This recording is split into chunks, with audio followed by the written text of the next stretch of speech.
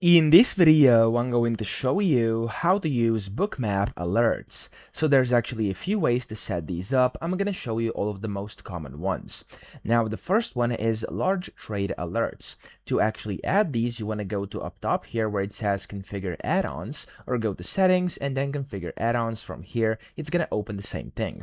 Then from here, you want to click on manage add-ons. You want to go to Bookmap add-ons over here, scroll down, and you want to find this one, which is called large trade alert. Okay, so click on the install button. It's gonna install, and then you can just go and click on this X button, and you can enable it by clicking on it over here just like this. And you can then go ahead and basically enable the sound. You can change everything over here, and you'll basically just have it on here. So if I enable the sound here, you'll be able to even hear it in the back maybe.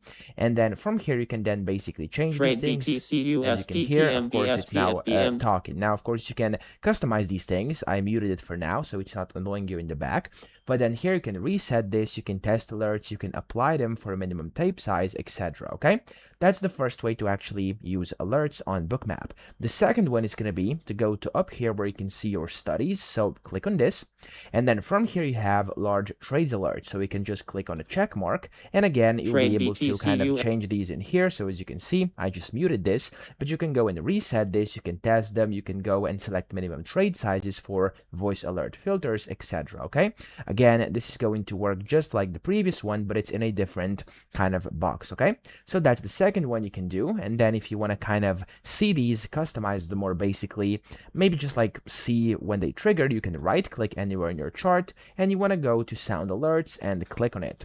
From here, you can go to alerts history, and you can see all the alerts over here, all the histories, when they were triggered, which dates, the messages, instruments, sources, etc.